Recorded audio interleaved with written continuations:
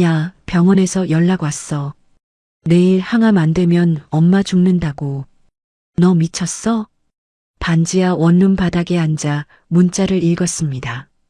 그 아래로 문자가 또 떴습니다. 부재중 전화 99통, 문자 47개. 전부 한 사람한테서 온 겁니다. 2시간 전까지 제 남편이었던 사람. 이혼 도장 잉크가 채 마르기도 전에 그 사람은 법원 주차장에서 29살 여자와 입을 맞추고 떠났습니다. 저는 8년 동안 시어머니 항암 치료비를 냈습니다. 매달 350만 원씩 제 통장에서 병원으로 직접 96번을 빠짐없이. 그런데 그 8년 동안 남편이 한 일은 어머니 보험금 2억을 빼돌려 아파트를 사고 그 여자 아버지한테 돈을 건넨 겁니다. 저는 휴대폰 화면의 자동이체 해지 버튼을 눌렀습니다. 그리고 울려대는 전화기를 뒤집어 바닥에 엎었습니다. 과연 이들 앞에는 어떤 일이 벌어질까요? 오늘의 사연 시작합니다. 사연 시작 전 구독과 좋아요를 눌러주시면 오늘 하루 행운이 가득할 겁니다. 저는 그날 서울가정법원 조정실 안에서 볼펜을 쥐고 있었습니다. 2024년 3월 14일 목요일 오후 2시 조정위원이 서류를 넘기며 양측 합의 이혼이 성립되었습니다라고 말하는 동안 제 맞은편에 앉아있던 최준혁은 휴대폰을 보고 있었습니다. 여러분, 12년을 함께 산 사람이 이혼 서류에 도장을 찍는 순간에도 고개 한번 들지 않더라고요. 저는 떨리는 손으로 한서진 세 글자를 또박또박 적었습니다. 잉크가 마르기도 전에 준혁은 벌떡 일어나더니 조정위원에게 목례 한번 하고 복도로 나갔습니다. 저는 서류를 정리하는 척하면서 창문 너머 주차장을 내려다봤습니다. 검은색 SUV 한 대가 정문 앞에 서 있었고 운전석 옆 조수석 문이 열려 있었습니다. 준혁이 성큼성큼 걸어가더니 조수석에 탔습니다. 그 순간 운전석에서 여자 한 명이 몸을 기울여 준혁의 볼에 입을 맞추는 게 보였습니다. 분홍빛 립스틱이 번지는 게 4층 창문에서도 보일 만큼 선명했습니다. 저는 그 여자의 얼굴을 몰랐습니다. 그때까지는요. 조정실을 나서는데 다리에 힘이 풀려서 복도 의자에 주저앉았습니다. 핸드백 안에 들어있는 것이라고는 지갑 하나, 휴대폰 하나, 그리고 편의점에서 산 삼각김밥 하나뿐이었습니다. 통장 잔고는 83만 원. 전세금 5천만 원은 준혁 단독명의 계약이었지만 그 돈은 제가 8년간 간병하면서 모은 돈에서 나간 겁니다. 저는 삼각김밥을 뜯으면서 생각했습니다. 12년 동안 매달 350만 원씩 96번을 이체했습니다. 시어머니 박명자의 대장암 3기, 간전이 치료비로요. 항암 주사 한 번에 180만 원, 입원비 월 80만 원, 간병인 교대비 월 45만 원, 기저귀 한 팩에 2만 원씩 일주일에 3팩이면 한 달에 24만 원. 나머지는 약값과 영양제, 병원 왕복 택시비. 합산하면 총 3,360만 원이 아니라 3억 3,600만 원입니다. 여러분, 3억이 넘는 돈이에요. 제 20대 후반부터 40대 초반까지의 시간이 전부 그 영수증 속에 들어 있었습니다. 저는 원래 간호사였습니다.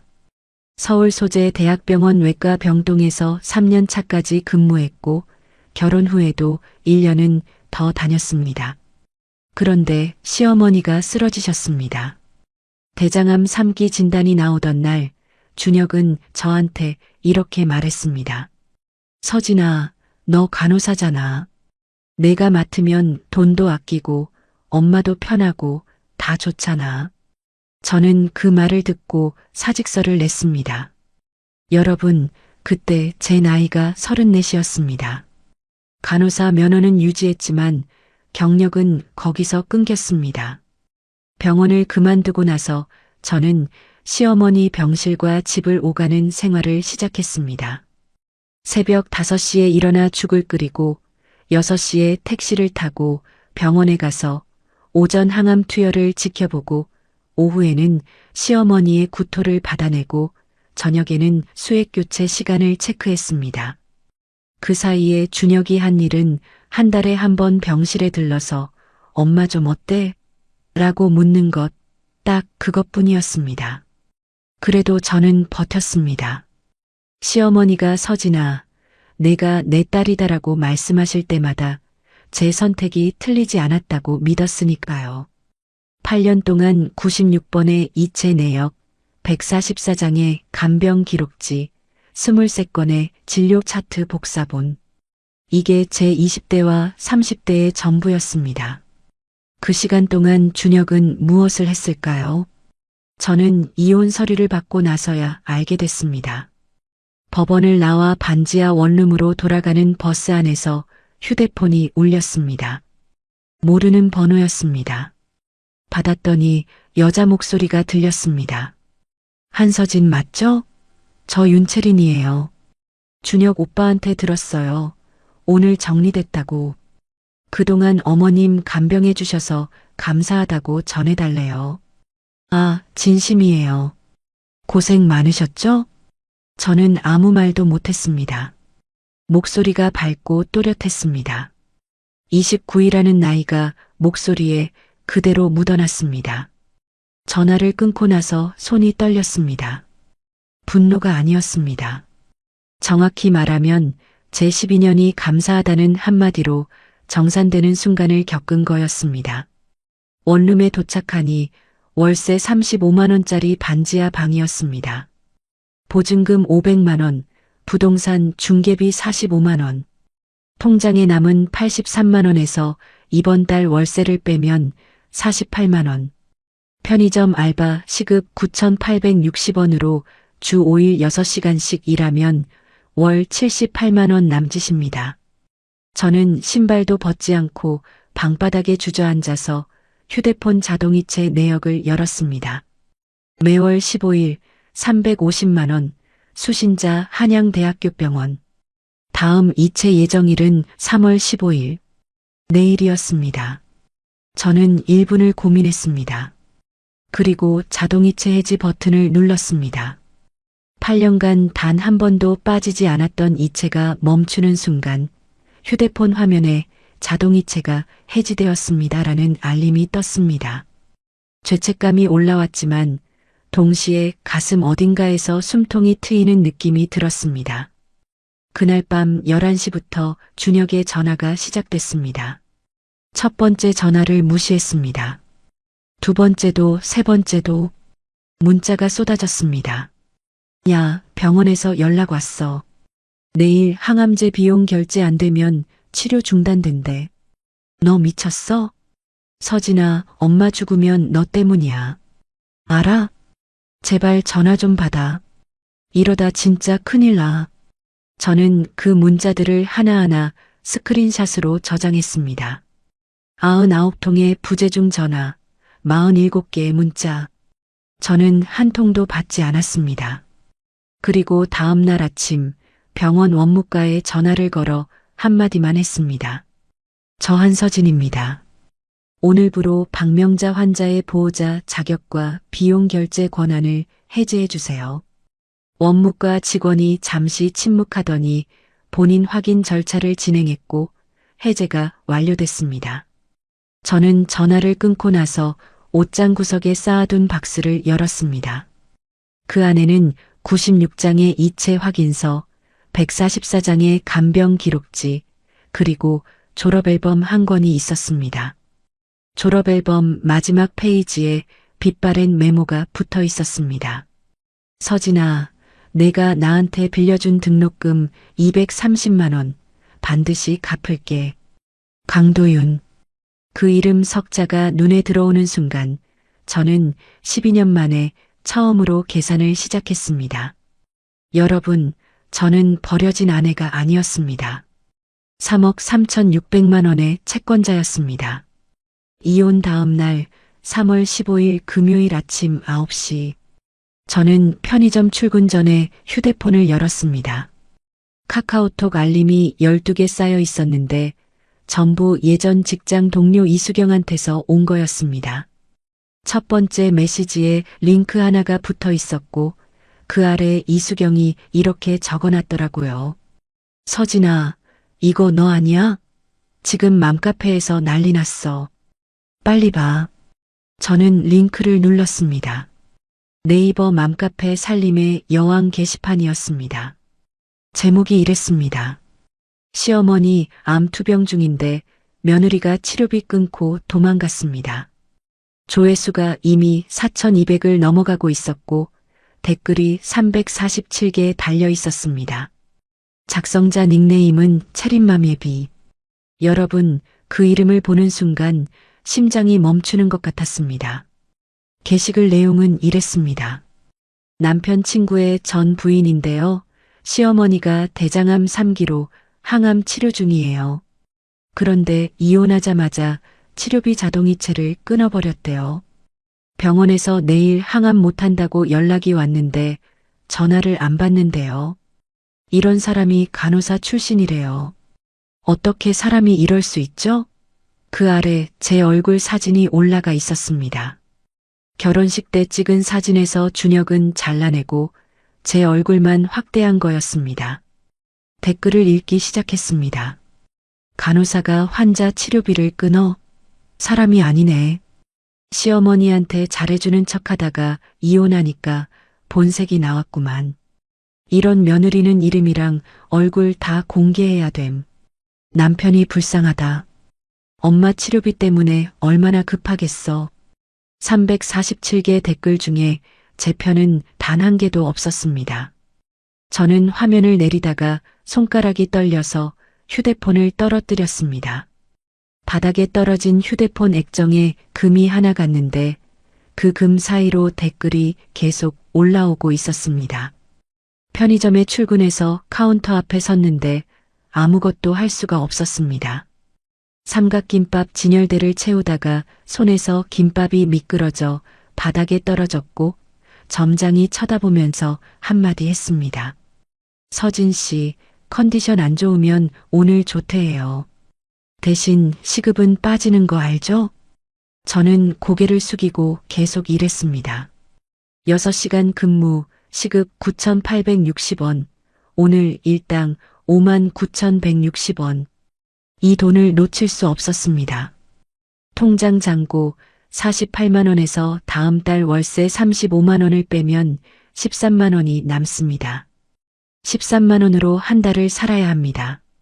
편의점 유통기한 임박 도시락을 직원 할인 50%에 사면 한 끼에 2,000원. 하루 2끼씩 30일이면 12만 원. 교통비, 통신비, 생필품비를 합치면 이미 마이너스입니다. 퇴근 후 원룸에 돌아와서 다시 맘카페를 열어봤습니다. 조회수가 1만 1,000을 넘었고 댓글은 520개로 늘어나 있었습니다. 그리고 새 게시글이 하나 더 올라와 있었습니다. 속보 치료비 끄는 며느리 신상 추가 정보. 그 글에는 제가 졸업한 대학교 이름, 예전 근무했던 병원 이름, 심지어 제가 사는 동네 이름까지 적혀 있었습니다. 작성자는 다른 닉네임이었지만 글 말투가 첫 번째 게시글과 똑같았습니다. 저는 이수경한테 전화를 걸었습니다. 수경아, 그 카페 게시글 작성자 프로필 좀 볼 수 있어? 이수경은 그 카페 5년차 회원이었습니다. 이수경이 작성자 프로필을 눌러보고 알려줬습니다. 가입일 2024년 3월 14일. 제 이혼 당일이었습니다. 게시글 작성 시간은 3월 14일 밤 11시 42분. 준혁이 저한테 99통의 전화를 퍼붓기 시작한 시간이 밤 11시였으니까 전화를 돌리면서 동시에 게시글을 올린 겁니다. 아니, 준혁이 직접 쓴 게 아닐 수도 있습니다. 그 시간에 옆에 있던 사람은 윤채린이니까요. 서진아, 이거 가입하자마자 바로 글 올린 거야. 프로필 사진이 고양이인데 그 고양이 사진 어디서 봤는지 알아? 이수경이 인스타그램 캡처 하나를 보내줬습니다. 윤채린의 인스타그램이었습니다. 같은 고양이 사진이 2024년 1월에 올라와 있었고 그 아래 준혁이 하트 이모티콘을 눌러놓은 게 보였습니다. 이수경이 어떻게 채린의 인스타그램을 알고 있었냐면 이수경의 미용실 단골 손님 중 한 명이 채린과 같은 필라테스 학원을 다녔고 그 손님의 인스타그램 팔로잉 목록에서 채린 계정을 발견한 겁니다. 이수경은 한 달 전에 저한테 혹시 준혁이 바람 피우는 거 아니야? 라고 물었던 사람이었습니다. 그때 저는 설마 그럴 리가라고 대답했었죠. 저는 그 인스타그램을 천천히 내려봤습니다. 2023년 9월부터 사진이 올라와 있었습니다. 고급 레스토랑, 호텔 수영장, 백화점 쇼핑백, 그리고 2024년 1월 사진에 검은색 SUV가 배경으로 찍혀 있었는데 그 차 번호판 끝 4자리가 법원 주차장에서 제가 본 차와 같았습니다. 3자리는 흐렸지만 끝 4자리 7729는 확실했습니다. 그날 밤 저는 잠을 자지 못했습니다. 자정이 넘어서 준혁한테 문자가 한 통 더 왔습니다. 너 때문에 엄마 병원에서 쫓겨나게 생겼어. 이번 주 금요일까지 항암비 350만 원 안 넣으면 나도 생각이 있어. 내 직장, 내 집주인한테 다 알릴 거야. 저는 그 문자도 스크린샷을 찍었습니다.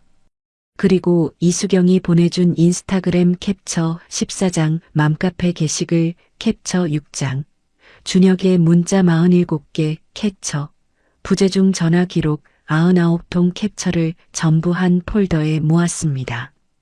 폴더 이름을 증거라고 지었다가 지우고 다시 적었습니다. 채권 회수 자료. 다음 날 아침 9시 저는 편의점이 아니라 강남역 근처 5층짜리 오피스 건물 앞에 서 있었습니다. 건물 2층에 강도윤 법률사무소, 의료분쟁 전문이라고 적힌 간판이 보였습니다. 졸업앨범에 메모를 남긴 그 강도윤이 여기 있었습니다. 저는 19년 만에 그 이름을 찾아간 겁니다. 엘리베이터 앞에서 1분쯤 멈춰 섰습니다. 핸드백 안에는 96장의 이체 확인서, 144장의 간병 기록지, 그리고 어젯밤 정리한 채권 회수 자료 폴더가 들어 있었습니다. 여러분, 저는 그 엘리베이터 버튼을 누르면서 생각했습니다. 12년 동안 저는 아픈 사람을 돌보는 손이었는데 이제는 빼앗긴 것을 되찾는 손이 되어야 한다고요. 2층 버튼을 누르자 엘리베이터 문이 닫혔습니다. 그 문이 닫히는 3초 동안 착한 며느리 한서진은 완전히 사라졌습니다. 엘리베이터 문이 열리자 좁은 복도 끝에 유리문이 하나 보였습니다. 강도윤 법률사무소라고 적힌 명패 옆에 의료분쟁보험소송 전문이라는 작은 글씨가 붙어 있었습니다. 유리문을 밀고 들어가니 6평 남짓한 사무실이었습니다. 대형 로펌이 아니었습니다.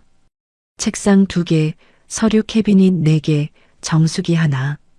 벽에는 변호사 자격증과 대한변호사협회 등록증이 나란히 걸려 있었고 그 옆에 의료소송 승소 사례집이라고 적힌 바인더가 꽂혀 있었습니다. 책상 앞에 앉아있던 여자가 고개를 들었습니다. 강도윤이었습니다. 43세, 단발머리, 안경 위로 날카로운 눈. 도윤은 저를 3초쯤 바라보더니 자리에서 천천히 일어났습니다. 한서진? 서진아, 너 맞아? 저는 고개를 끄덕였습니다. 19년 만이었습니다. 대학교 간호학과 2학년 때 도윤은 법학과 복수 전공을 하면서 등록금이 모자랐고 저는 장학금에서 230만 원을 빌려줬습니다. 도윤은 졸업 후 로스쿨에 진학했고 저는 결혼을 했고 연락이 끊긴 지 17년이 지나 있었습니다. 졸업앨범 메모가 아니었으면 이 사무실을 찾아오지 못했을 겁니다. 도윤이 종이컵에 물을 따라 제 앞에 놓으면서 물었습니다. 무슨 일이야? 얼굴이 반이 됐다. 저는 핸드백에서 서류 뭉치를 꺼내 책상 위에 올렸습니다. 96장의 이체 확인서, 144장의 간병 기록지, 맘카페 게시글 캡처 6장, 인스타그램 캡처 14장, 준혁의 문자 47개 캡처, 부재중 전화 기록 99통 캡처. 도윤은 한 장씩 넘기면서 아무 말 없이 30분을 읽었습니다. 사무실에 정수기 물 떨어지는 소리만 들렸습니다. 서진아, 이 96건 이체 내역 전부 내 이름으로 된 계좌에서 나간 거 맞지? 맞다고 했습니다. 제 국민은행 계좌에서 한양대학교병원 원무과 계좌로 직접 이체한 겁니다. 준혁의 계좌를 거친 적이 없습니다. 도윤이 볼펜을 집어 메모지에 숫자를 적기 시작했습니다. 월 350만 원, 96개월, 총 3억 3,600만 원. 이건 내가 시어머니 박명자의 치료비를 직접 부담한 내역이고 며느리에게 법적 부양 의무가 없으니까 이건 사실상 증여 아니면 제3자 변제야. 돌려받을 근거가 있어. 도윤은 거기서 멈추지 않았습니다. 이체 확인서를 다시 펼치더니 수신 계좌를 확인하고 한양대학교병원 원무과에 전화를 걸었습니다. 통화가 연결되기까지 3분. 도윤은 환자 보호자 변경 이력을 확인해달라고 요청했고 원무과는 개인정보 동의 없이는 불가하다고 답했습니다. 도윤이 수화기를 내려놓고 저한테 물었습니다. 시어머니 박명자 명의로 가입된 보험 있어? 암보험이든 실손보험이든. 저는 기억을 더듬었습니다. 결혼 초기에 준혁이 엄마 보험은 내가 알아서 하니까 신경 쓰지 말라고 했던 적이 있습니다. 그 뒤로 보험 서류를 본 적이 없었습니다. 도윤은 고개를 끄덕이더니 전화기를 다시 들었습니다. 이번에는 생명보험협회 통합 조회 시스템에 접속할 수 있는 법률 조력 절차를 확인하는 전화였습니다. 서진아, 보험금 수령 내역을 확인하려면 박명자 본인 동의가 필요해. 그런데 지금 시어머니와 연락이 돼? 될 리가 없었습니다. 보호자 자격을 해제한 이상 병원 측에서도 제게 환자 정보를 주지 않을 것이고 준혁은 당연히 연결을 막을 겁니다. 도윤이 메모지를 넘기면서 다른 방법을 꺼냈습니다. 신우이가 있다고 했지? 최수빈. 수빈이가 박명자의 자녀잖아. 수빈이를 통해서 동의서를 받을 수 있어. 수빈은 준혁의 여동생입니다. 나이 35, 결혼 후 경기도 분당에 살고 있었고 저와 사이가 나쁘지 않았습니다. 명절 때마다 옳게 오빠 대신 제가 미안해요라고 말하던 사람이었습니다. 다만 이혼 후에는 연락을 하지 않았습니다. 도윤이 말했습니다. 수빈이한테 연락해서 2가지를 부탁해. 첫째, 어머니 명의 보험 가입 이력 조회 동의서. 둘째, 가족단체 카카오톡 대화방 캡처. 준혁이 치료비에 대해 뭐라고 말했는지 기록이 남아있을 수 있어. 저는 그 자리에서 수빈한테 카카오톡을 보냈습니다. 10분이 지나도 답이 없었습니다. 20분 뒤에 전화가 왔습니다. 수빈의 목소리는 낮고 조심스러웠습니다. 옳게, 아니 서진 언니. 나 오빠한테 언니 이혼 소식 들었어. 그런데 오빠가 카페에 글 올린 거 나도 봤어. 그거 채린이가 쓴 거야. 오빠 옆에서 웃으면서 쓰는 거 봤어. 나 그날 엄마 병문안 갔다가 오빠 차에서 내리는 거 봤거든. 여러분, 이 말을 듣는 순간 머릿속에서 퍼즐 조각이 맞춰지기 시작했습니다. 채린이 맘카페 글을 쓴 건 준혁의 차 안에서였고 수빈이 그걸 직접 목격한 겁니다. 저는 수빈한테 보험 동의서와 가족 단톡방 캡처를 부탁했습니다. 수빈은 5초간 침묵하더니 이렇게 답했습니다. 언니, 동의서는 내가 엄마한테 가서 직접 받을게. 단톡방 캡처는 지금 바로 보낼 수 있어. 근데 언니, 오빠가 엄마 보험금 탄 거 알아? 심장이 2번 뛰었습니다. 수빈이 말을 이었습니다. 엄마가 작년에 나한테 그러더라. 보험회사에서 돈 나왔다고 오빠한테 들었는데 얼마인지는 모르겠다고. 근데 그 돈이 치료비로 쓰인 것 같지는 않대. 병원비 계속 언니가 내고 있으니까. 도윤이 옆에서 메모를 하고 있었습니다. 도윤의 눈이 달라져 있었습니다. 변호사의 눈이었습니다. 서진아, 이거 단순한 이혼 재산 문제가 아닐 수 있어. 시어머니 명의 암보험에서 보험금이 나왔는데 그 돈이 치료비로 안 쓰이고 준혁의 다른 계좌로 갔다면 이건 횡령이야. 수빈이 보내준 가족 단톡방 캡처가 도착했습니다. 2023년 6월부터 2024년 2월까지의 대화였습니다. 준혁이 단톡방에 적은 내용 중 핵심이 되는 것들이 있었습니다. 엄마 치료비는 서진이가 알아서 하고 있으니까 걱정 마. 보험금은 내가 관리하고 있어. 나중에 정산할게. 수빈아, 넌 신경 쓰지 마.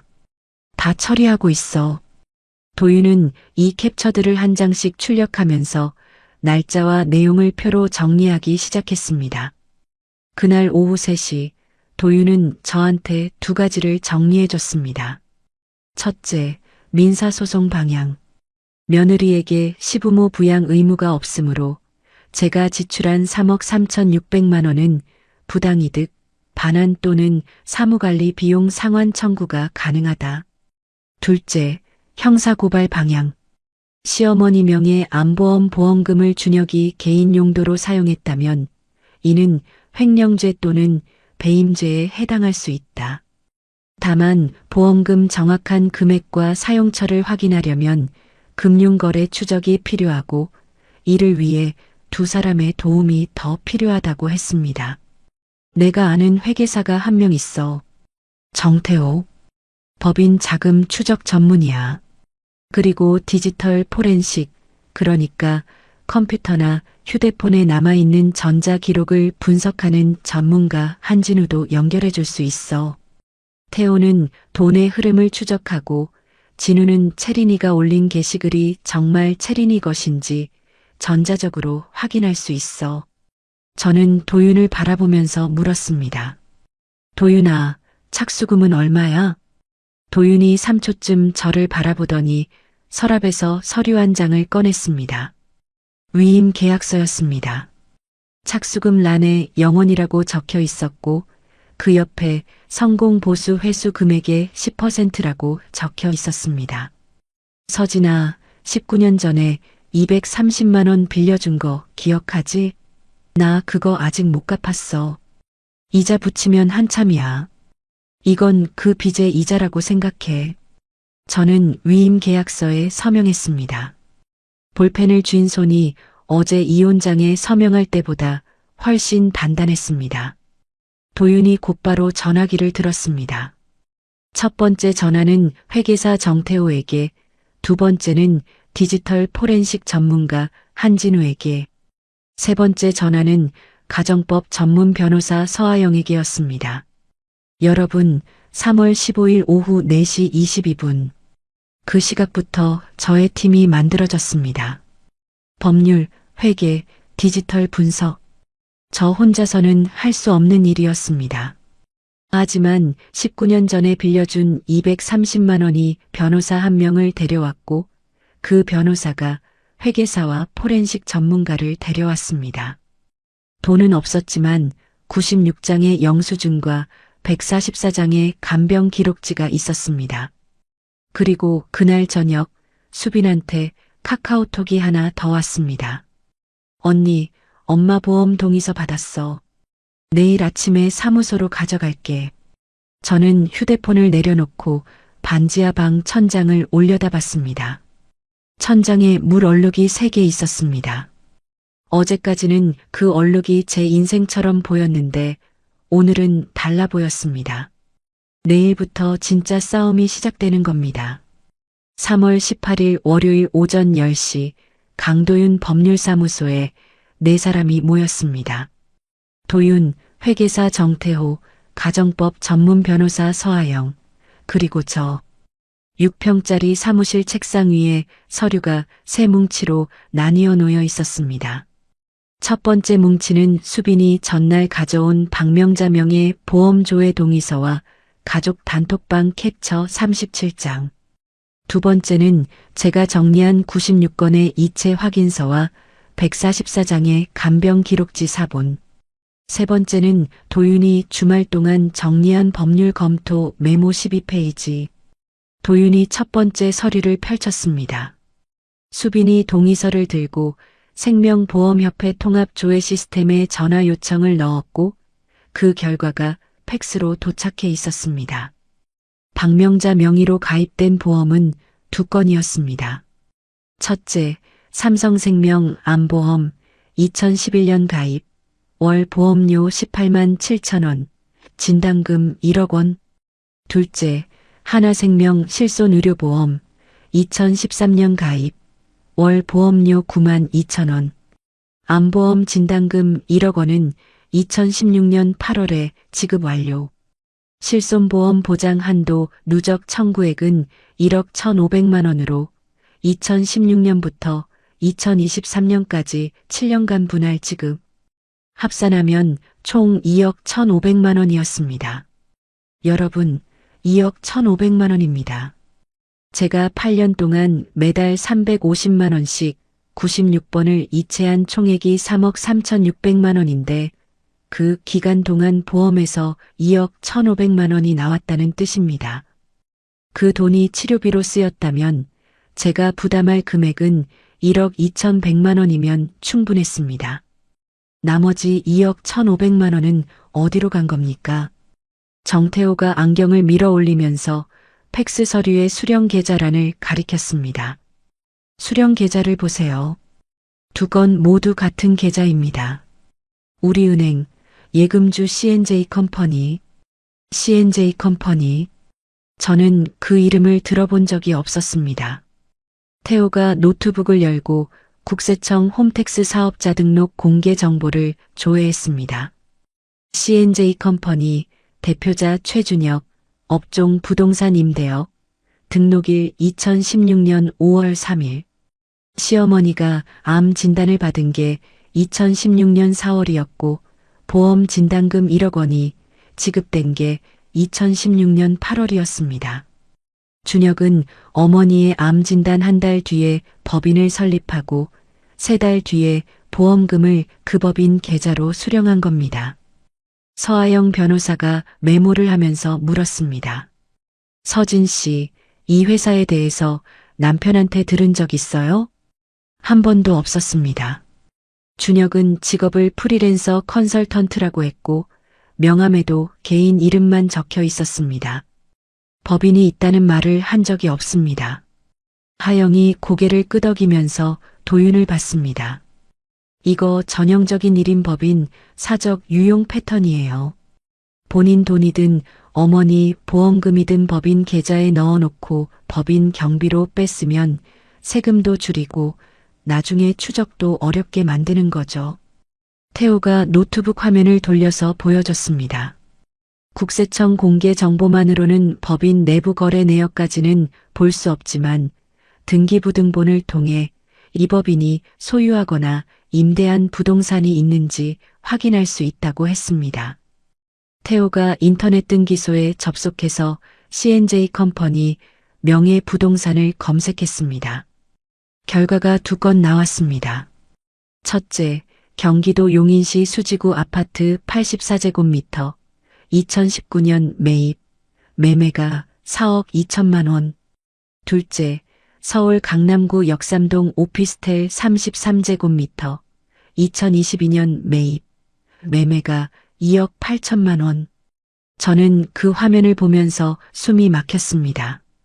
제가 반지하 원룸에서 월세 35만 원을 걱정하고 있을 때 제 돈으로 치료비를 내는 동안 빠져나간 보험금으로 아파트와 오피스텔이 사진 겁니다.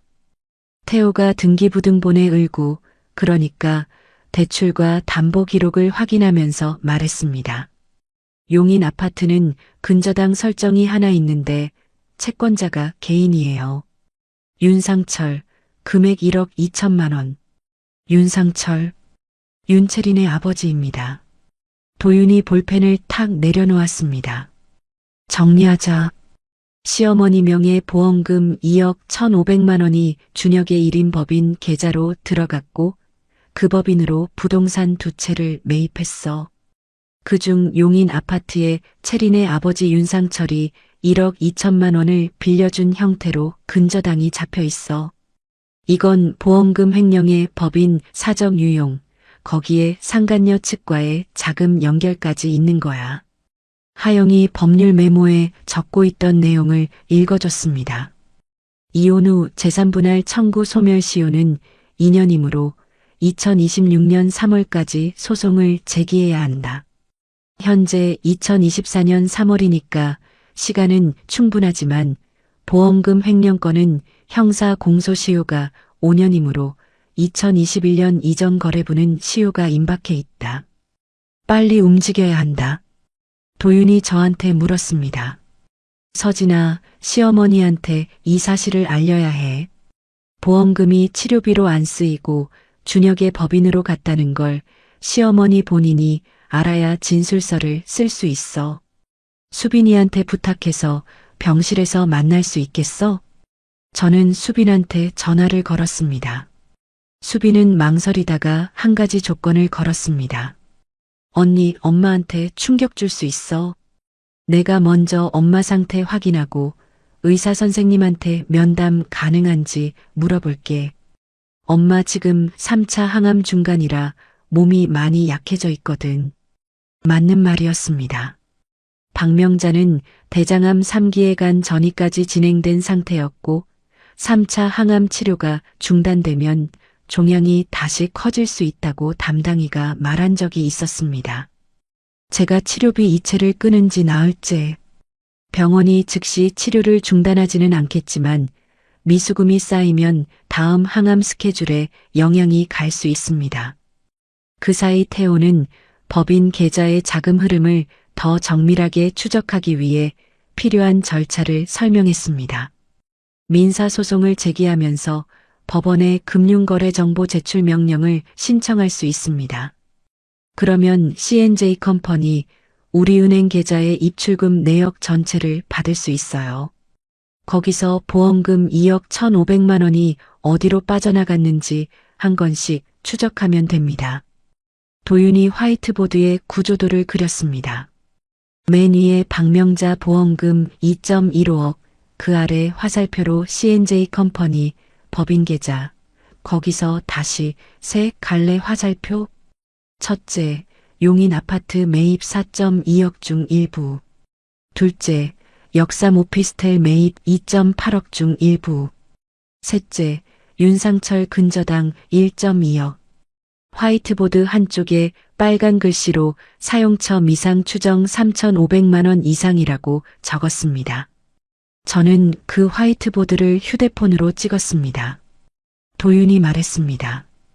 오늘부터 모든 자료는 세부씩 복사해. 하나는 내 사무실 캐비닛, 하나는 내가 보관, 하나는 하영이 사무실. 혹시 한 곳이 털려도 나머지 2곳이 남아야 해. 하영이 일어서면서 마지막으로 확인했습니다. 서진 씨, 지금 이 상태로 민사소송과 형사고발을 동시에 진행하면 상대방이 반격할 겁니다.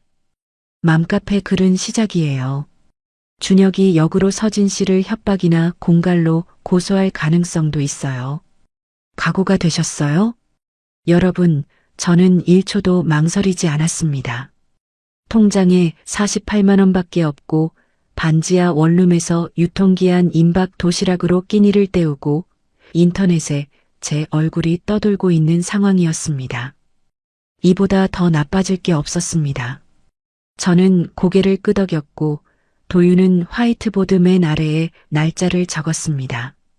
소송 목표일 2024년 4월 15일. 한 달 안에 소장을 법원에 넣겠다는 뜻이었습니다. 사무실을 나서는데 도윤이 저를 불러 세웠습니다. 서진아, 한 가지만 기억해. 이건 복수가 아니야. 내가 쓴 돈을 돌려받는 거야. 법적으로 정당한 채권 회수야. 감정적으로 흔들리면 져. 숫자로 싸워야 이겨. 저는 엘리베이터를 타고 1층으로 내려오면서 화이트보드 사진을 다시 봤습니다. 2억 1,500만 원. 그 돈이 제 시어머니를 살리는 데 쓰였어야 했는데 준혁의 아파트와 오피스텔이 되어 있었습니다. 그리고 그 부동산에 채린 아버지의 돈이 엮여 있었습니다. 저는 건물 밖으로 나와 강남역 사거리 횡단보도 앞에 섰습니다. 신호가 빨간불이었습니다. 파란불로 바뀌기를 기다리는 47초 동안 저는 96장의 영수증이 법정에서 어떤 무게를 가질지 계산하고 있었습니다. 4월 첫째 주 도윤의 사무실에서 3주간의 준비 작업이 마무리됐습니다. 책상 위에는 A사 바인더 3권이 놓여 있었습니다. 1번 바인더에는 민사 소장과 증거 목록, 2번 바인더에는 형사 고발장과 첨부 자료, 3번 바인더에는 가압류 신청서와 부동산 등기부등본 사본이 들어 있었습니다. 도윤은 3주 동안 잠을 4시간씩 자면서 소장을 썼고 하영은 가정법 판례 47건을 뒤져서 며느리의 시부모 부양 의무 부존재에 대한 대법원 판결문 3건을 찾아냈습니다. 태호는 C&J 컴퍼니에 공개된 재무정보와 부동산 등기 기록을 교차 대조해서 자금 흐름 추정표를 만들었습니다.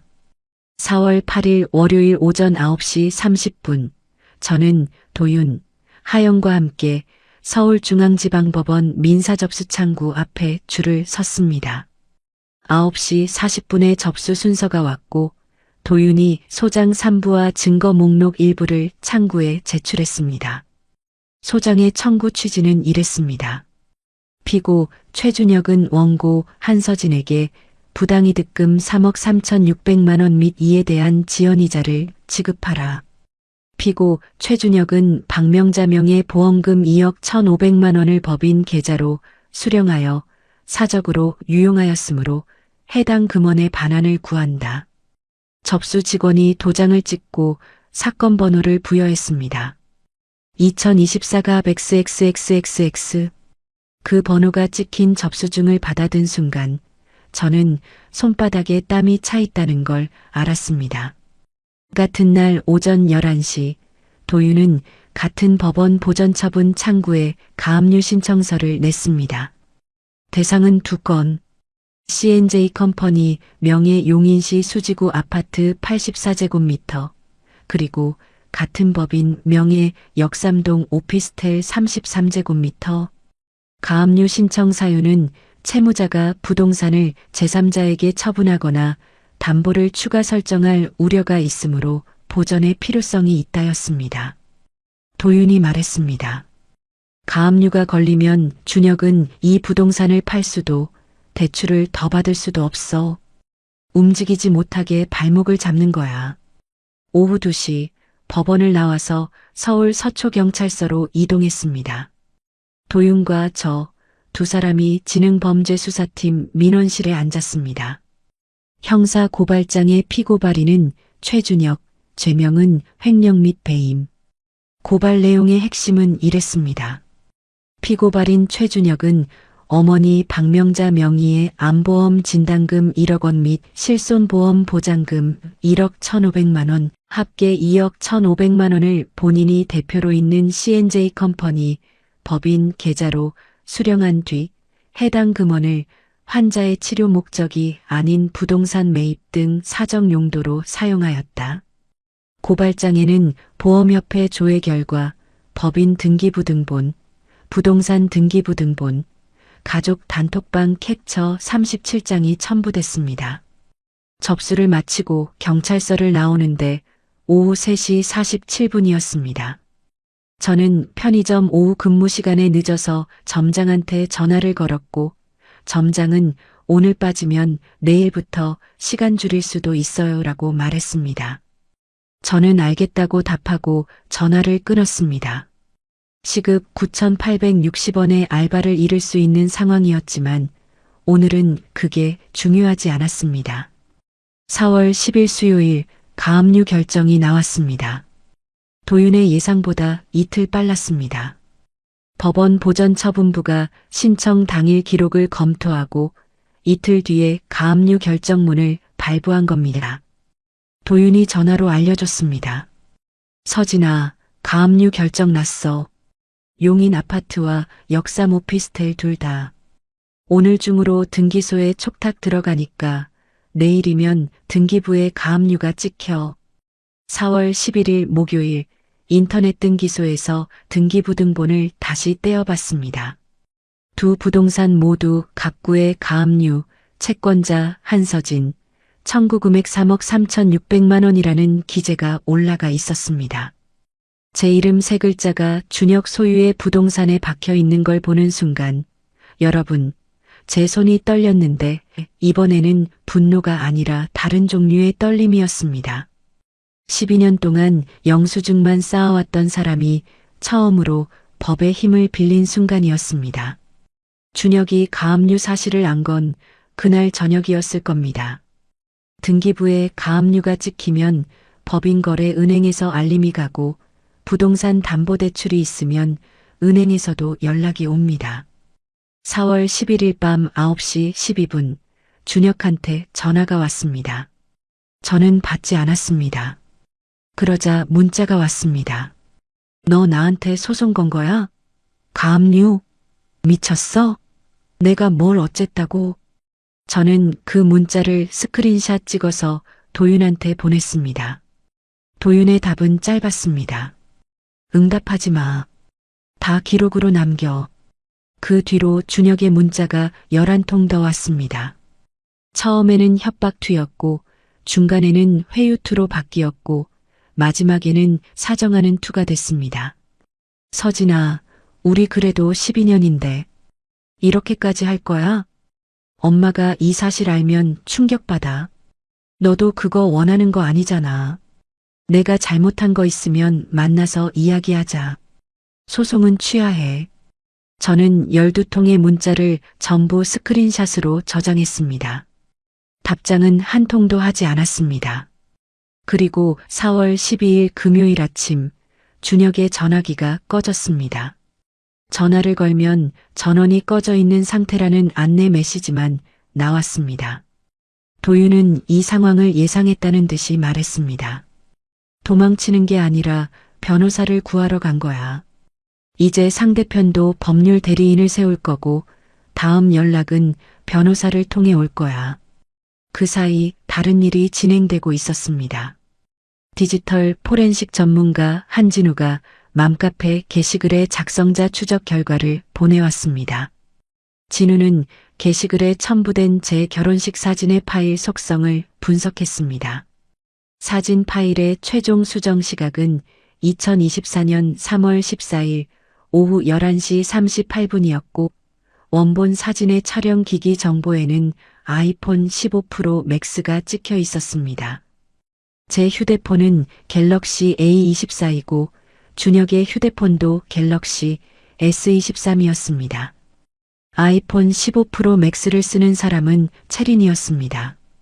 이수경이 확보한 채린의 인스타그램 게시물에서 셀카 속 휴대폰 케이스가 아이폰 15 프로 맥스용이었고 진우가 인스타그램 사진들의 공개 메타데이터를 대조해서 동일 기기 사용을 확인한 겁니다. 여러분, 이게 왜 중요하냐면요. 맘카페 게시글을 올린 사람이 채린이라는 물증이 만들어진 겁니다. 게시글 작성자 닉네임이 채린맘예비인 것만으로는 증거가 약하지만 첨부 사진의 기기 정보와 채린의 인스타그램 기기 정보가 일치하면 이건 명예훼손 고소의 핵심 증거가 됩니다. 도윤은 이 자료를 받자마자 추가 고소장을 준비하기 시작했습니다. 피고소인 윤채린, 죄명정보통신망법 위반 명예훼손 및 개인정보보호법 위반. 한편 수빈한테서 연락이 왔습니다. 언니, 엄마한테 말씀드렸어.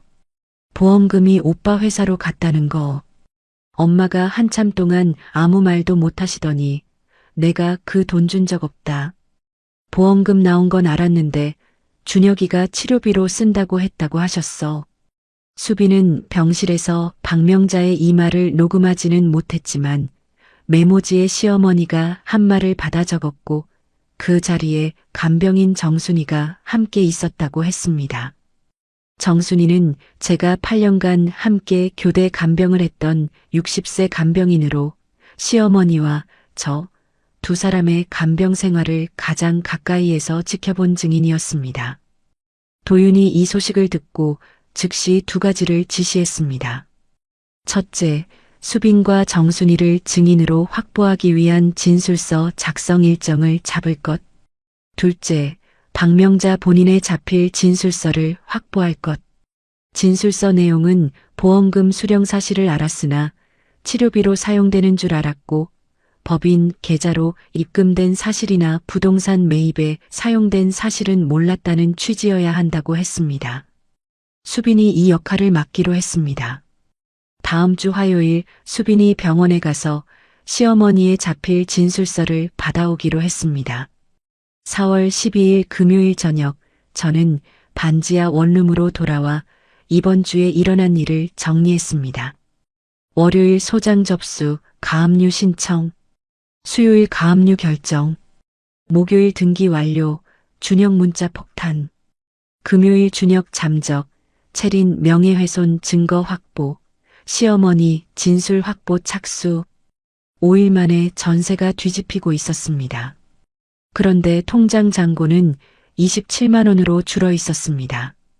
편의점 출근을 하루 빠졌으니 이번 달 급여에서 59,160원이 빠질 겁니다. 냉장고에는 유통기한 하루 지난 우유 한 팩과 컵라면 3개가 전부였습니다. 저는 컵라면 하나에 물을 부으면서 휴대폰으로 법원 나의 사건 검색 페이지를 열었습니다. 사건 번호를 입력하니 진행 중이라는 상태가 떴습니다. 3분 뒤에 면이 불었지만 젓가락을 들지 않고 화면을 계속 보고 있었습니다. 여러분, 27만 원짜리 통장을 가진 사람이 7억짜리 부동산에 가압류를 걸어놓은 겁니다. 웃겨야 할 상황인데 웃음이 나오지 않았습니다. 대신 컵라면을 먹으면서 다음 주 할 일 목록을 적었습니다. 화요일 수빈 병원 동행, 수요일 정순이 진술서 작성, 목요일 태호와 법인 계좌 추적 보안, 메모장 맨 위에 적은 제목은 4월 셋째 주 작전이었습니다. 4월 15일 화요일 오전 8시 현관문을 두드리는 소리에 잠이 깼습니다. 반지하 원룸 현관문에는 초인종이 없어서 누가 오면 문을 직접 두드려야 했습니다. 잠옷 차림으로 문을 여니 건물주 김태원이 서 있었습니다. 60대 초반 회색 점퍼에 슬리퍼 차림. 김태원은 이 건물 1층에서 부동산 중개사무소를 운영하면서 동시에 건물 전체를 소유하고 있는 사람이었습니다. 저한테 임대차 계약서를 내밀면서 말했습니다. 한서진 씨, 계약 갱신 거절 통지서예요. 계약 만료일이 9월인데 갱신 안 할 겁니다. 건물 수리 계획이 있어서요. 저는 통지서를 받아들고 내용을 읽었습니다. 임대차보호법상 갱신 거절 사유로 건물의 대수선 계획이 적혀 있었고 하단에 김태원의 도장이 찍혀 있었습니다. 9월이면 5달 뒤입니다. 보증금 500만 원을 돌려받는다 해도 서울에서 500만 원으로 들어갈 수 있는 방은 거의 없습니다. 저는 김태원한테 물었습니다. 건물 수리 계획이라는 게 구체적으로 뭔가요? 이 건물 외벽이나 배관 공사 예정이 있나요? 김태원은 눈을 피하면서 그건 나중에 알려줄게요라고 말하고 돌아갔습니다.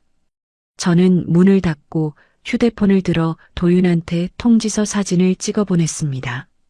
10분 뒤 도윤에게서 답이 왔습니다. 서진아, 임대차보호법 제6조 23에 따르면 갱신 거절 사유가 대수선이면 실제 공사 계획서와 허가증이 있어야 해. 구청 건축과에 이 건물 수선 허가 신청 내역이 있는지 확인해 볼게. 아마 없을 거야. 도윤의 예상대로였습니다. 그날 오후 도윤이 관할 구청 건축과에 정보 공개 청구를 넣었고 3일 뒤 회신이 왔습니다. 김태원 소유 건물에 대한 대수선, 허가, 신청 내역은 없었습니다. 갱신 거절의 법적 요건을 충족하지 못한 겁니다. 그런데 제가 궁금했던 건 다른 거였습니다. 왜 하필 지금 소송을 시작한 직후에 갱신 거절이 날아온 걸까? 4월 17일 목요일 그 의문이 풀렸습니다. 태호가 김태원의 부동산 중개사무소 사업자 정보를 조회하다가 한 가지를 발견했습니다. 김태원의 중개사무소가 2023년에 중개한 거래 목록 중에 역삼동 오피스텔 33제곱미터 매수인 C&J 컴퍼니라는 기록이 있었던 겁니다. 준혁이 2022년에 매입한 역삼동 오피스텔의 중개를 김태원이 한 거였습니다. 김태원과 준혁은 단순한 건물주와 세입자 관계가 아니라 부동산 거래로 이미 연결되어 있었습니다. 저는 이 사실을 도윤한테 전달했고 도윤은 곧바로 하영한테 넘겼습니다. 하영이 말했습니다. 이건 제3자를 통한 간접적 압박이에요. 소송 상대방이 원고의 주거를 불안하게 만들어서 소송 의지를 꺾으려는 전형적인 패턴이죠. 갱신 거절 무효 확인과 동시에 소송 방해 정황 증거로 활용할 수 있어요. 그런데 갱신 거절은 시작이었습니다. 같은 날 오후 5시 도윤의 사무실로 등기우편이 하나 도착했습니다. 발신인은 법무법인 정앤리, 대리인 변호사 정기훈. 봉투를 열자 반소장이 나왔습니다. 피반소원고 한서진에 대하여 반소원고 최준혁은 다음과 같이 반소를 제기한다. 청구 취지 피반소원고 한서진은 반소원고 최준혁에게 위자료 5천만 원을 지급하라. 반소 이유를 읽어 내려갔습니다. 피반소원고 한서진은 이혼 후 반소원고의 어머니 박명자에 대한 항암 치료비 자동이체를 일방적으로 중단하여 환자의 치료에 중대한 위험을 초래하였다. 이는 사회 통념상 용인되기 어려운 가혹행위에 해당하며 반소원고 및 그 가족에게 극심한 정신적 고통을 가하였다. 여러분, 제가 8년간 치료비를 낸 사람인데 치료비를 그만 내는 게 가혹행위라는 겁니다. 도윤은 반소장을 2번 읽고 책상 위에 내려놓았습니다. 예상했던 수야. 공격을 받으면 역고소로 방어하는 전형적인 방식이지. 중요한 건 이거야, 서진아. 며느리에게 시부모 부양 의무가 없다는 건 민법 제974조와 대법원 판례로 확립돼 있어. 이혼한 전 며느리에게는 더더욱 없고 이체를 중단한 건 법적 의무가 없는 행위를 멈춘 것뿐이야. 위자료 청구 근거가 될 수 없어. 하영이 반소 답변서 초안을 작성하기 시작했습니다. 핵심 반박 논리는 3가지였습니다. 첫째, 민법상 며느리의 시부모 부양 의무 부존재. 둘째, 이혼 후 전 배우자, 가족에 대한 경제적 지원 의무 부존재. 셋째, 오히려 원고가 법적 의무 없이 8년간 3억 3,600만 원을 부담한 것은 호의에 의한 것이며 호의의 중단은 불법행위가 아니다. 4월 셋째 주 상황이 동시에 여러 방향으로 움직이고 있었습니다. 화요일에 수빈이 병원에서 시어머니 박명자의 자필 진술서를 받아왔습니다. A사 용지 2장 떨리는 글씨체로 적혀 있었습니다. 내용은 이랬습니다. 나 박명자는 암보험 진단금이 나온 사실을 아들 준혁에게 들었으나 그 돈이 치료비로 사용될 것이라 믿었다. 법인 계좌로 입금되거나 부동산 매입에 사용된 사실은 전혀 알지 못했다.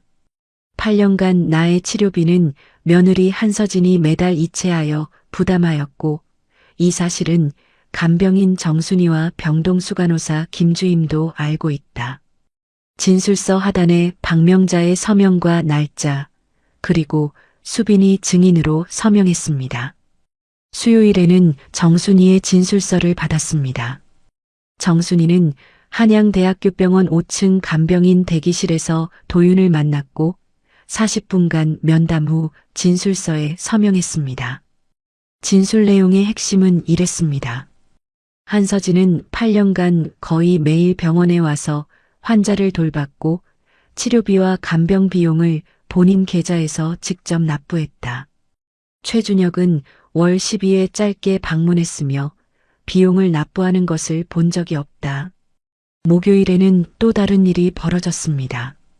이수경한테 카카오톡이 왔습니다. 서진아, 맘카페에 새 글 올라왔어. 이번에는 너 편의점 위치까지 적혀 있어. 맘카페 살림의 여왕에 새 게시글이 올라와 있었습니다. 제목 치료비 끄는 며느리, 현재 5호동 편의점에서 알바 중. 게시글에는 제가 일하는 편의점의 간판 사진과 내부에서 카운터에 서 있는 저의 뒷모습 사진이 올라와 있었습니다. 사진이 찍힌 각도로 보아 편의점 입구 유리문 밖에서 촬영한 것이었습니다. 댓글에는 직접 가서 따지자 저런 인간이 편의점에서 일한다고 같은 내용이 달리고 있었습니다. 저는 이수경한테 그 게시글을 전부 캡처해달라고 부탁했습니다. 게시글 작성 시간, 작성자 닉네임, 댓글 전체, 첨부 사진. 이수경이 15분 만에 캡처 22장을 보내왔습니다.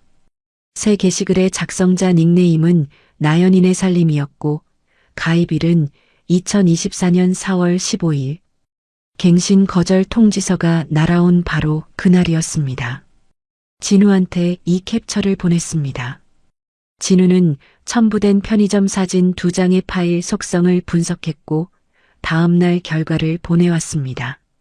사진 촬영 기기는 삼성 갤럭시 S24 울트라였고 촬영 날짜는 4월 14일 오후 7시 22분이었습니다. 촬영 장소의 GPS 좌표가 사진에 그대로 남아 있었는데 이건 촬영자가 위치 정보 설정을 끄지 않았기 때문입니다. 진우가 말했습니다. 이 사진을 찍은 사람은 편의점에서 약 3m 거리에 서서 촬영했어요. GPS 좌표가 정확하게 편의점 앞 인도를 가리키고 있습니다. 갤럭시 S23 울트라 사용자가 누구인지 특정할 수 있으면 미행 및 촬영 행위에 대해 스토킹 처벌법 위반으로 고소할 수 있습니다. 갤럭시 S23 울트라. 이수경이 확인해준 바에 따르면 체린의 필라테스 학원 동기 김나연이 인스타그램에 올린 셀카에서 같은 기종의 케이스가 찍혀 있었습니다. 닉네임 나연인의 살림의 나연과 김나연의 나연. 도윤은 이 연결고리를 정리하면서 고소장에 추가할 내용을 메모했습니다. 체린이 직접 글을 올린 게 아니라 주변 사람을 시켜서 미행하고 게시글을 작성하게 한 거야. 이건 조직적인 명예훼손이자 스토킹이야. 체린과 나연 두 사람 다 피고소인에 포함시킬 수 있어. 4월 넷째 주 금요일 도윤의 사무실 화이트보드에는 새로운 구조도가 그려져 있었습니다. 왼쪽에는 공격 반소 5천만 원 갱신 거절 온라인 명예훼손 2차. 오른쪽에는 방어 및 반격 반소 답변서 갱신 거절 무효 확인 명예훼손 추가 고소 스토킹 고소. 가운데에는 핵심 증거라고 적혀 있었고 그 아래 12가지 항목이 번호 순으로 나열되어 있었습니다.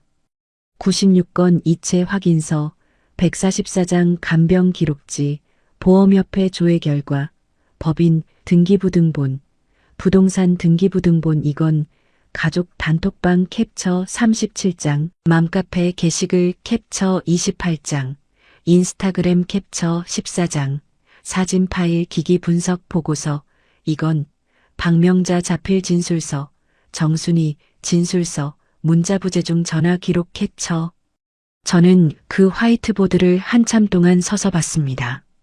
2달 전까지 저는 이 증거들 중 절반도 가지고 있지 않았습니다. 도윤과 하영과 태호와 진우와 수빈과 이수경, 이 사람들이 각자의 자리에서 한 조각씩 모아준 겁니다.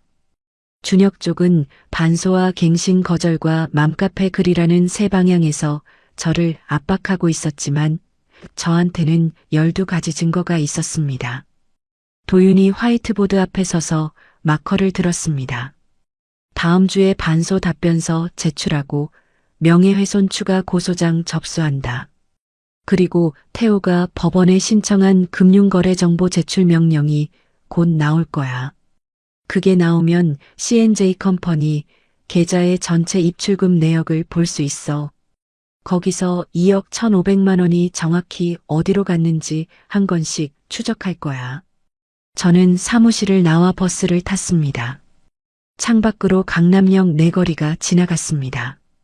버스 요금 1,400원, 통장 잔고 19만 원, 다음 달 편의점 급여일까지 열흘. 저는 버스 손잡이를 잡고 서서 다음 주 일정을 머릿속으로 정리했습니다. 여러분, 돈은 바닥이 나고 있었지만 증거는 쌓이고 있었습니다. 어느 쪽이 먼저 한계에 도달할지 그게 이 싸움의 승패를 가르는 거였습니다. 5월 둘째 주 법원에서 금융거래정보 제출 명령이 나왔습니다. 태호가 우리은행 강남지점에 명령서를 제출했고 사명업일 뒤인 5월 15일 수요일에 C&J 컴퍼니 법인 계좌에 2016년 5월부터 2024년 3월까지 전체 입출금 내역서가 A사 용지 89장 분량으로 도착했습니다. 태호는 그날 밤부터 사흘간 숫자만 들여다봤습니다. 저도 도윤의 사무실에서 함께 앉아 형광펜으로 보험금 입금 내역을 표시하는 작업을 도왔습니다. 결과는 이랬습니다. 2016년 8월 17일 삼성생명 암보험 진단금 1억 원 입금, 2016년 10월부터 2023년 9월까지 하나생명 실손보험 보장금 총 1억 1,500만 원 분할 입금, 합계 2억 1,500만 원. 이 돈이 들어온 뒤 나간 내역을 태호가 추적했습니다. 첫째, 2019년 3월 용인시 수지구 아파트 계약금 4,200만 원 및 중도금 2억 1,000만 원 송금, 수신 계좌 매도인 박정수 개인 계좌, 잔금 1억 6,800만 원은 우리은행 법인 대출로 충당. 둘째, 2019년 4월 윤상철 개인 계좌에서 1억 2천만 원 입금, 비고란의 투자금이라고 기재. 이 1억 2천만 원은 용인 아파트 근저당 설정과 날짜가 같았습니다.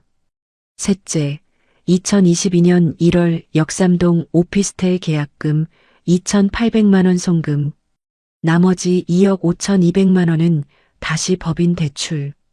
넷째, 2022년 3월부터 2024년 2월까지 월 평균 290만 원씩 총 6,960만 원이 운영비, 차량 리스, 접대비 등의 명목으로 출금.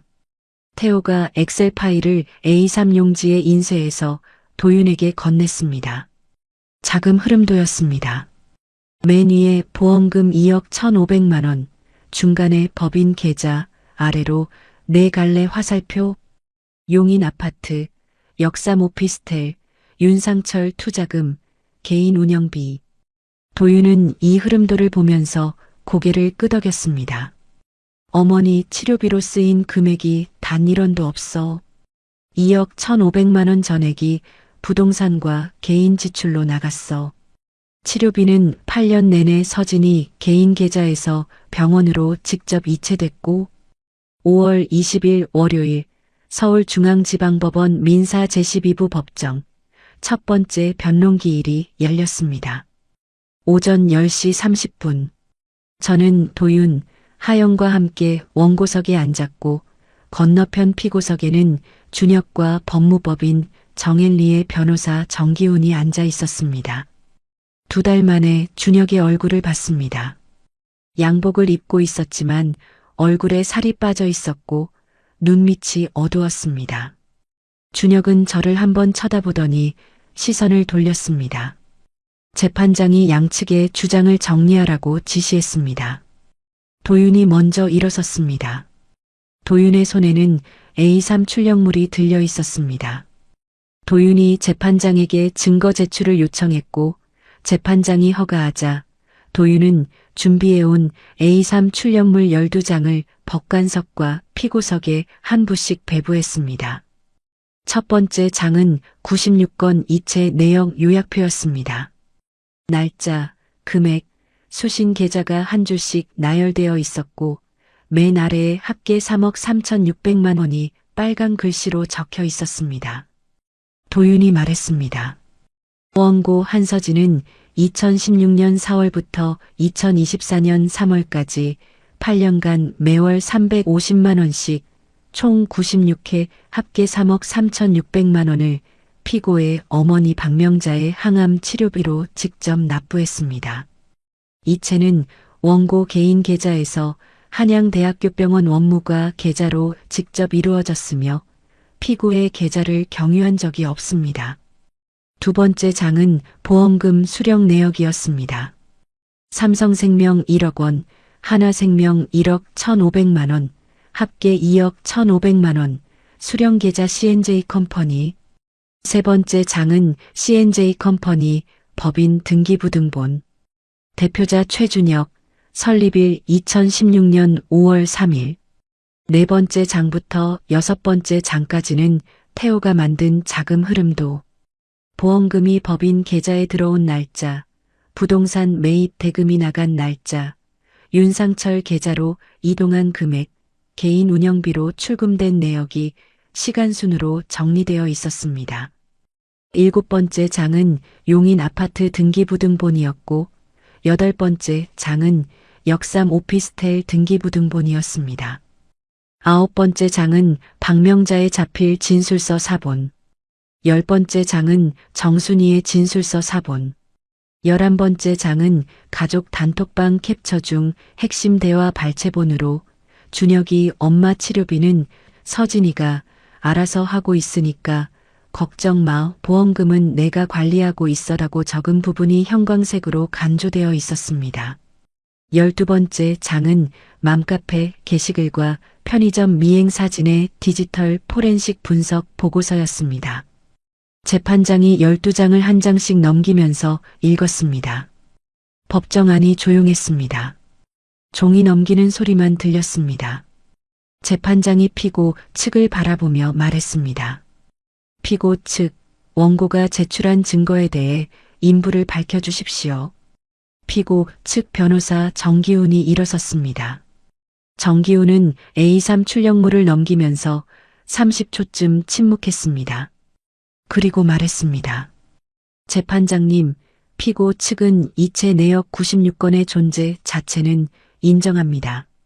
다만 이는 부부 공동생활 중 상호 합의에 의한 가계 지출의 일부로서 원고의 일방적 부당이득 주장은 사실과 다릅니다.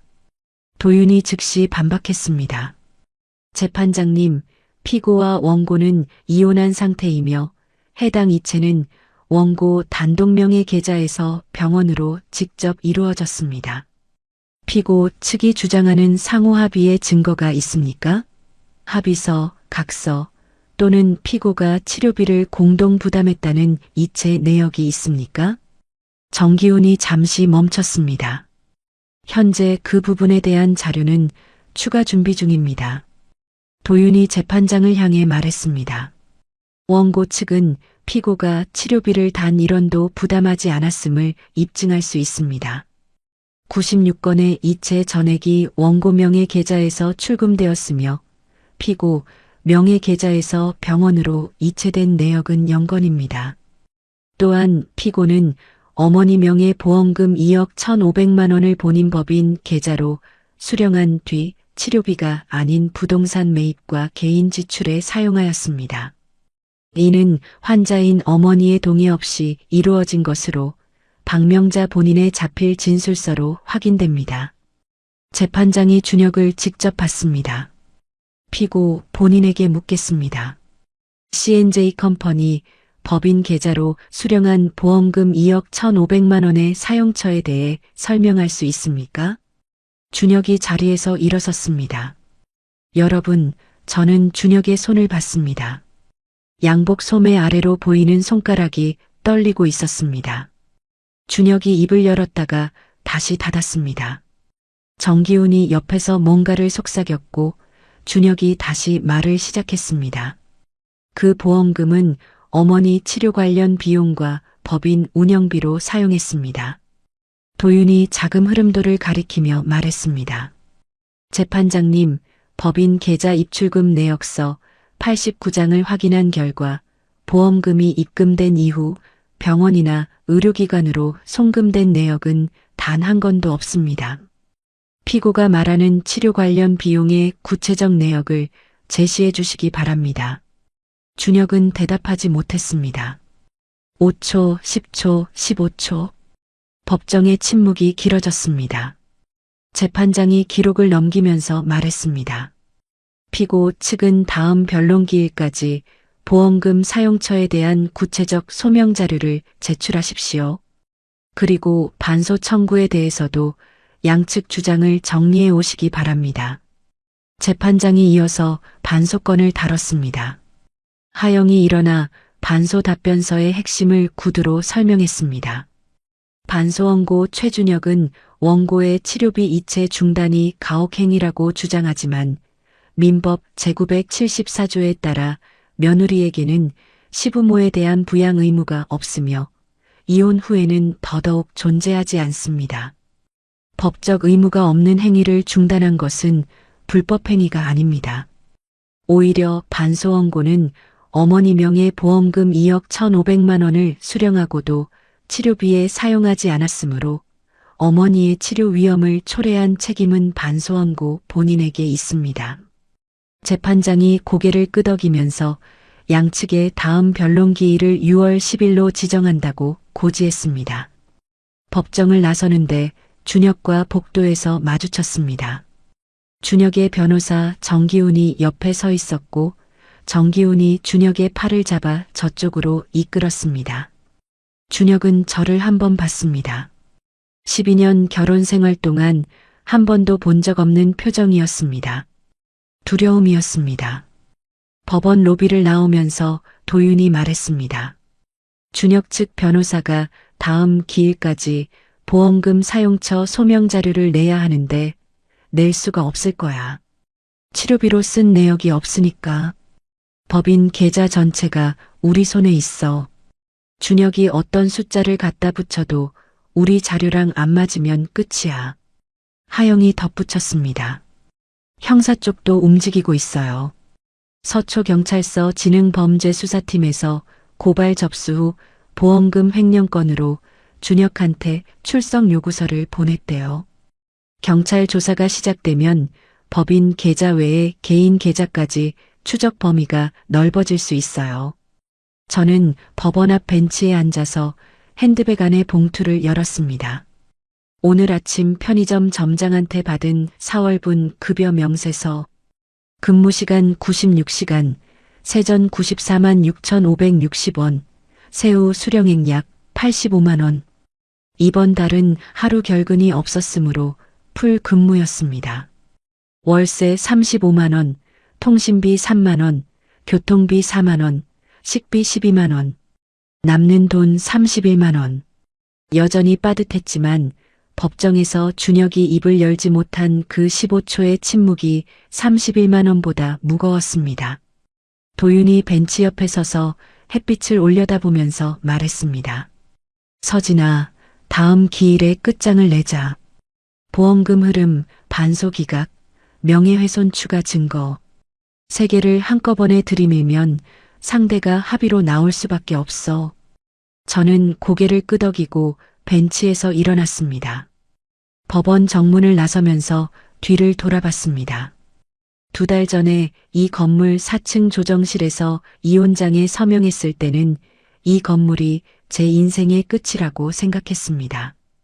그런데 오늘은 같은 건물 민사법정에서 준혁이 15초 동안 말을 잇지 못하는 걸 봤습니다. 같은 건물인데 저는 완전히 다른 사람이 되어 나온 겁니다.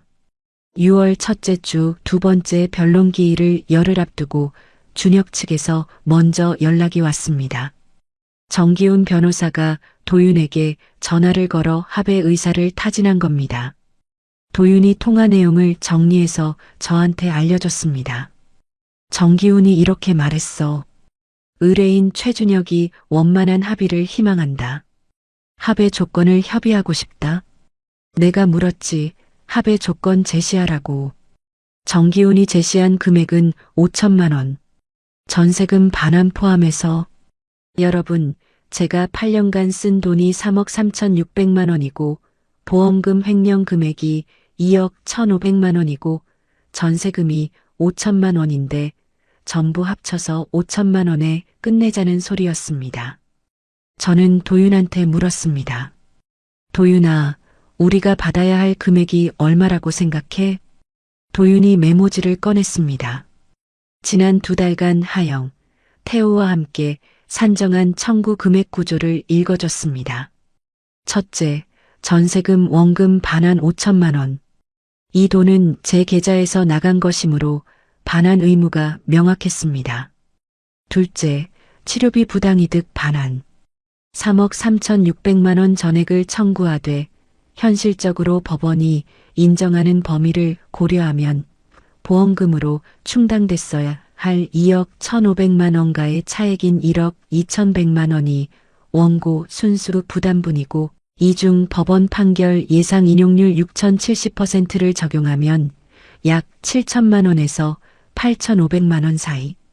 셋째, 명예훼손 및 스토킹에 대한 위자료 청구. 채린과 나연을 상대로 별도 손해배상 소송을 진행하면 각각 1,000만 원에서 2천만 원 수준. 넷째, 반소기각 시 피고 측의 소송 비용 부담. 도윤이 계산기를 두드렸습니다. 현실적으로 법원 판결까지 가면 1년 이상 걸리고 준혁이 항소하면 23년이야. 그 시간 동안 내 생활비가 나와야 하고 시어머니 치료도 계속돼야 해. 합의로 가되 우리가 주도권을 쥐고 금액을 올려야 해. 도윤은 정기훈에게 우리 측 합의 조건을 서면으로 발송했습니다. 조건은 4가지였습니다. 첫째, 전세금 5천만 원 전액 반환. 이건 협상의 여지가 없는 확정 금액. 둘째, 치료비 및 부대비용 보전금 4천만 원. 제가 부담한 3억 3,600만 원 중 보험금으로 충당됐어야 할 부분과 간병 기간의 소득, 상실분을 감안한 최소 금액.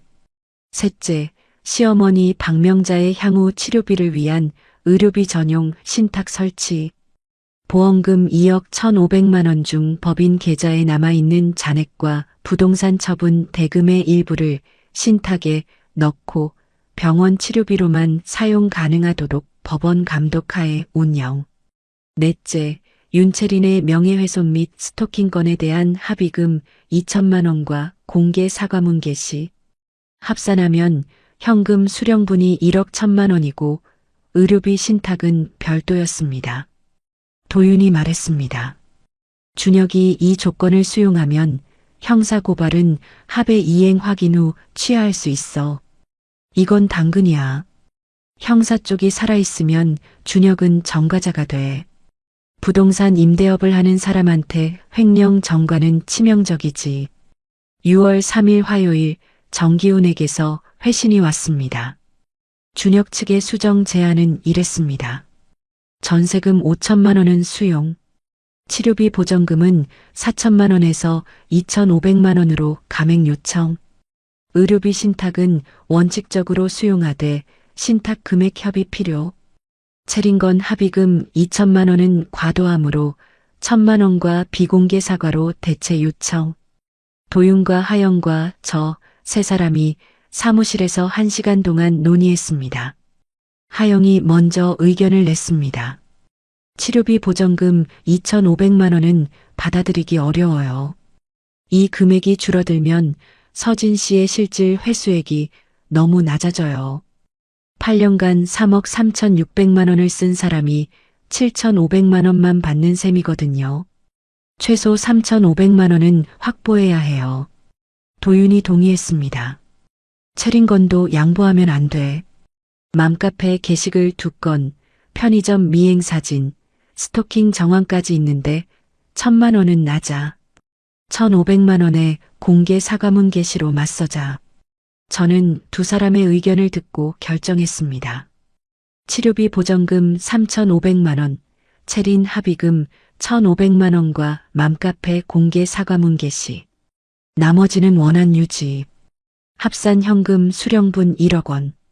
도윤이 수정 합의안을 정기훈에게 발송했습니다. 6월 5일 목요일 오후 4시 정기훈에게서 전화가 왔습니다. 준혁 측이 수정안을 수용한다는 내용이었습니다. 다만 한 가지 조건이 추가됐습니다. 합의서의 양측은 본 합의 내용을 제3자에게 공개하지 않는다는 비공개 조항을 넣자는 것. 도윤은 이 조건을 수용했습니다. 맘카페 공개 사과문은 체린 본인이 게시하는 것이므로 비공개 조항과 충돌하지 않았습니다. 6월 9일 월요일 서울중앙지방법원 민사조정실에서 합의서 서명이 이루어졌습니다. 오전 10시 원고석에 저와 도윤과 하영이, 피고석에 준혁과 정기훈이 앉았습니다. 조정위원이 합의서를 낭독했습니다. 제1조 피고 최준혁은 원고 한서진에게 전세금 반환금 5천만 원을 본 합의서 서명일로부터 30일 이내에 지급한다. 제2조 피고 최준혁은 원고 한서진에게 치료비 및 부대비용 보전금 3,500만 원을 본 합의서 서명일로부터 30일 이내에 지급한다. 제3조 피고 최준혁은 박명자 명의 의료비 전용 신탁을 설치하고 C&J 컴퍼니 법인 자산처분 대금 중 보험금 상당액을 신탁에 예치하며 신탁 운용은 법원 감독하에 박명자의 치료비 목적으로만 사용한다. 제4조 윤채리는 원고 한서진에게 명예훼손 및 스토킹 합의금 1,500만 원을 본 합의서 서명일로부터 30일 이내에 지급하고 네이버 카페 살림의 여왕의 사과문을 게시한다. 제5조 원고 한서진은 상기 조건의 이행 확인 후 피고 최준혁에 대한 형사 고발을 취하한다. 제6조 양측은 본 합의 내용을 제3자에게 공개하지 않는다. 조정위원이 양측에 서명을 요청했습니다. 정기훈이 먼저 준혁의 위임장과 함께 서명했고 도윤이 제 위임장과 함께 서명했습니다. 저도 원고 본일란에 서명했습니다. 3달 전 이혼장에 서명할 때와 같은 볼펜이었습니다. 핸드백 안에 넣어두고 다녔던 검은색 볼펜. 그 볼펜으로 이혼장에 서명할 때는 손이 떨렸는데 합의서에 서명할 때는 떨리지 않았습니다. 조정실을 나서는데 준혁이 복도 끝에 서 있었습니다. 정기훈은 이미 엘리베이터를 타고 내려간 뒤였습니다. 준혁이 저를 봤습니다. 입을 열었다가 닫았습니다. 그리고 한마디 했습니다. 서진아, 엄마는 내가 챙길게. 저는 대답하지 않았습니다. 할 말이 없었던 게 아니라 더 이상 그 사람에게 쓸 말이 남아있지 않았습니다. 도윤이 제 옆에서 가볍게 팔을 잡아 엘리베이터 쪽으로 이끌었습니다. 7월 9일 합의금 전액이 입금됐습니다. 전세금 5천만 원, 치료비 보전금 3,500만 원, 체린 합의금 1,500만 원, 총 1억 원. 여기서 도윤의 성공 보수 10%인 1,000만 원을 제하고 나니 실수령액은 9천만 원이었습니다. 도윤의 수임료에는 태우와 진우의 자문 비용이 포함되어 있었으므로 추가 지출은 없었습니다. 9천만 원. 4개월 전 통장 잔고 83만 원이었던 사람의 통장에 9천만 원이 찍혀 있었습니다. 같은 날 맘카페 살림의 여왕에 체린의 사과문이 올라왔습니다. 이수경이 캡처해서 보내줬습니다. 본인 윤채린은 한서진 씨에 대해 사실과 다른 게시글을 작성하여 명예를 훼손한 점을 깊이 사과드립니다. 해당 게시글은 모두 삭제하였으며 앞으로 이러한 행위를 하지 않겠습니다. 댓글에는 뭐야, 결국 며느리가 맞았던 거야? 사정도 모르고 욕했네. 죄송합니다. 같은 반응이 달리고 있었습니다. 7월 둘째 주 형사고발 취하 절차를 진행했습니다. 도윤과 함께 서초경찰서에 가서 고발 취하서를 제출했습니다. 접수 직원이 고발인 본인 맞으시죠? 하고 확인하더니 서류를 받았습니다. 경찰서를 나오면서 도윤이 말했습니다. 이제 정리됐어. 남은 건 내 다음 이야기야. 시어머니 박명자의 항암 치료는 재개됐습니다. 의료비 신탁 설치가 완료된 뒤 신탁관리은행에서 병원 원무과로 직접 치료비가 지급되는 구조가 만들어졌습니다. 더 이상 제 계좌에서 나가는 돈이 아니었습니다. 수빈이 새로운 보호자로 등록됐고 간병인 정순이도 계속 근무하게 됐습니다. 수빈이 저한테 카카오톡을 보냈습니다. 언니, 엄마 4차 항암 시작했어. 의사 선생님이 반응이 나쁘지 않대. 신탁에서 치료비 나오니까 오빠한테 손 안 벌려도 돼. 고마워, 언니. 저는 수빈의 메시지를 읽고 답장을 적었습니다. 수빈아, 어머니 잘 부탁해. 그리고 고마운 건 나야. 내가 동의서 받아주고 단톡방 캡처 보내주고 진술서까지 받아온 거잖아. 그게 없었으면 아무것도 못했어. 8월, 저는 편의점 알바를 그만뒀습니다. 그리고 도윤의 법률사무소에서 파트타임 사무보조로 일하기 시작했습니다. 주 3일, 하루 5시간, 월 급여 120만 원. 편의점보다 시간은 줄었지만 급여는 올랐고 무엇보다 의료 분쟁 사건 서류를 정리하면서 제가 8년간 해온 간병 경험이 쓸모가 있다는 걸 깨달았습니다. 환자의 치료 기록을 읽는 법, 보험금 청구 서류를 해석하는 법, 간병비 산정 기준을 아는 법, 간호사 면허와 8년간의 간병 경력이 법률사무소에서 전혀 다른 가치를 만들어내고 있었습니다. 9월, 도윤이 저한테 한 장의 안내문을 건넸습니다. 대한법률구조공단에서 운영하는 의료 분쟁 상담 코디네이터 양성과정 모집 공고였습니다. 수강기간 3개월, 수료 후 공단 소속 상담 코디네이터로 활동 가능. 저는 신청서를 작성해서 제출했습니다. 10월에 교육이 시작됐고 12월에 수료했습니다. 수료증에 적힌 이름 한서진. 42세의 새로운 자격증을 딴 겁니다. 2025년 1월 도윤이 하영과 함께 환자권리센터라는 비영리 단체를 설립했습니다. 의료 분쟁을 겪는 환자와 보호자를 대상으로 무료 법률 상담과 보험금 청구 지원을 하는 곳이었습니다. 도윤이 저한테 명함 한 장을 내밀었습니다. 환자권리센터 의료 분쟁 상담팀장 한서진. 명함 뒷면에는 센터 전화번호와 상담 가능 시간이 적혀 있었습니다. 저는 그 명함을 받아들고 한참 동안 들여다봤습니다. 12년 전에는 간호사 명함이 있었고 그 다음에는 아무 명함도 없었습니다. 편의점 알바에게는 명함이 필요하지 않으니까요. 그런데 지금 42세의 저한테 새 명함이 생긴 겁니다.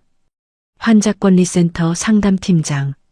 제가 8년간 겪은 일 치료비를 대신 내고 보험금이 어디로 갔는지 추적하고 법정에서 증거를 들이민 그 경험이 다른 사람을 돕는 일이 된 겁니다. 사무실 창문으로 1월에 햇빛이 들어오고 있었습니다. 도윤이 맞은편 책상에서 새 사건 서류를 읽고 있었고 하영이 전화로 상담 일정을 잡고 있었습니다. 저는 명함을 지갑에 넣고 첫 번째 상담 의뢰인의 파일을 펼쳤습니다. 60대 여성, 남편의 수술비를 7년간 혼자 부담, 보험금 수령 내역 불명. 파일의 첫 장을 읽는 순간 1년 전의 제 모습이 겹쳐 보였습니다. 저는 볼펜을 들고 상담 기록지 맨 위에 날짜를 적었습니다. 2025년 1월 13일. 그리고 의뢰인의 이야기를 듣기 시작했습니다. 여러분, 저는 3억 3,600만 원을 돌려받지는 못했습니다. 하지만 1억 원을 회수했고 시어머니의 치료비 신탁을 만들었고 채린에게 공개 사과를 받았습니다. 무엇보다 제 이름이 적힌 명함을 되찾았습니다. 12년을 잃어버린 것 같았는데 그 12년이 지금의 저를 만들었습니다.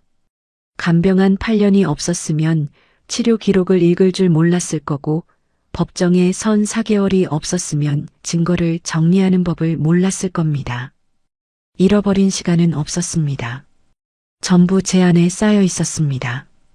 여러분, 오늘 이야기 어떠셨나요? 착한 며느리는 바보가 아니었습니다. 8년치 영수증을 한 장도 버리지 않은 사람이었습니다. 통장에 27만 원밖에 없던 사람이 7억짜리 부동산에 가압류를 걸었고 법정에서 A3 출력물 12장을 펼치자 상대방은 15초 동안 입을 열지 못했습니다. 복수가 아니었습니다. 기록의 힘이었습니다. 혹시 지금 참고만 있는 게 있으신가요? 혼자 참고만 있다면 결국 자신의 속만 타들어갑니다.